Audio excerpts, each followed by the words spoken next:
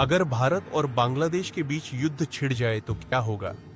भूमिका 1947 में हमने जो आजादी पाई थी, वो सिर्फ हमारी जमीन की आजादी नहीं थी, वो हमारे सोचने के हक की आजादी थी। लेकिन आज जब दुनिया एक बार फिर टकराव की तरफ बढ़ रही है, तब ये सवाल उठता है, क्या पड़ोसी देश दोस्त बन सकते हैं या हर बार उनका रिश्ता सिर्फ सरहदों से तय होगा? भारत और बांग्लादेश दुनिया के नक्शे पर दो छोटे से देश, लेकिन उनके बीच छुपी है एक बहुत बड़ी कहानी। एक ऐसी कहानी जो शायद कल को जंग में बदल सकती है।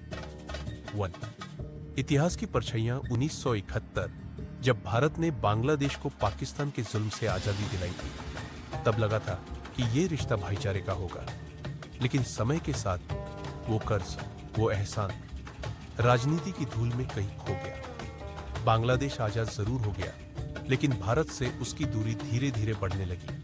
हर दशक के साथ विवाद बढ़ते गए, तीस्ता नदी के पानी से लेकर घुसपैठ और सीमा पर फायरिंग तक।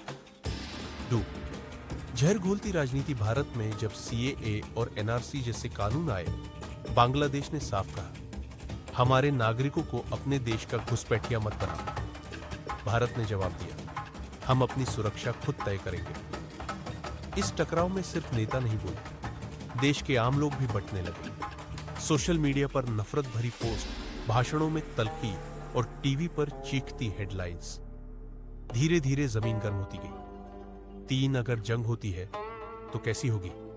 कल्पना कीजिए, पूर्वोत्तर भारत में एक दिन बॉर्डर पर गोलियां चलती हैं, भारतीय सैनिक शहीद होते हैं, सेना जवाब देती है। ढाका की सड़कों पर भारत विरोधी प्रदर्शन शुरू हो जाते हैं और फिर दोनों देशों की सरकारें एक दूसरे को अल्टीमेटम देती है।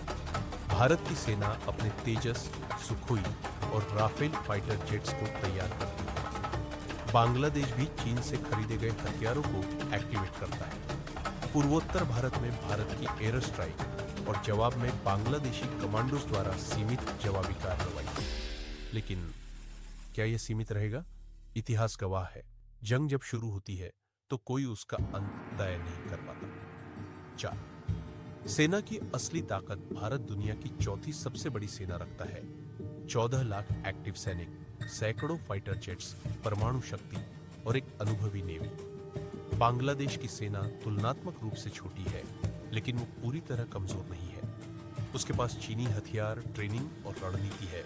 और सबसे खतरनाक बात यह है, बांग्लादेश का युद्ध भारत के पूर्वोत्तर को अंदर से अस्थिर कर सकता है, जहां कई अलगाववादी संगठन पहले से ही भारत के खिलाफ सक्रिय है। भाई, अगर ये युद्ध लंबा चला, भारत को भले ही सैन्य रूप से बढ़त हो, लेकिन एक लंबी लड़ाई से क्या बचेगा? हजारों जवान शहीद, अरबों की संपत्ति तबाह, करोड़ों लोग बेघर और भारत की आर्थिक रफ्तार को गहरा झटका। पूर्वोत्तर भारत में अस्थिरता, बांग्लादेश में राजनीतिक अराजकता और पूरे दक्षिण एशिया में आतंकवाद को खुला मैदान। ये जंग भले ही भारत जीत जाए, पर क्या देश वाकई जीत पाएगा? छठी वैश्विक राजनीति का जाल जैसे ही जंग शुरू होगी, दुनिया का नक्शा करवट लेगा। चीन तुरंत बांग्लादेश के साथ खड़ा होगा, क्योंकि उसे भारत की बढ़ती ताकत से डर है। पाकिस्तान मौके का फायदा उठाएगा, कश्मीर सीमा पर हलचल तेज कर देगा।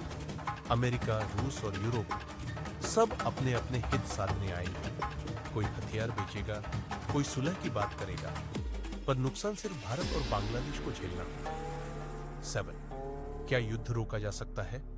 इतिहास में एक कहावत है, दुश्मन से लड़ाई आसान होती है, पर पड़ोसी से दुश्मनी हमेशा भारी पड़ती है। भारत और बांग्लादेश दोनों के पास विकल्प है, युद्ध की राह चुनने का या बातचीत और भरोसे की। क्या भारत एक बार फिर वो नेतृत्व दिखा सकता है जो बुद्ध और गांधी की धरती से निकला है? क्या बांग्लादेश ये समझ सकता है कि भारत उसका दुश्मन नहीं, बल्कि उसका पहला साथी है? शायद हाँ, अगर नेताओं से पहले लोग जागते। 8 अब फैसला आपका है। अगर कल सुबह जंग शुरू हो जाए, तो क्या आप शांति के लिए आवाज उठाओगे या टीवी पर बैठकर जंग का तमाशा देखोगे? क्या आप एक ऐसा भारत चाहते हो जो हर विवाद को गोली से सुलझाए, या एक ऐसा भारत जो ताकतवर होकर भी शांति प्रिय रहे? ये सिर्फ एक स्क्रिप्ट नहीं थी, ये एक चेतावनी थी। एक सवाल था जो आज नहीं तो कल हमें जवाब देना ही होगा। जय हिंद।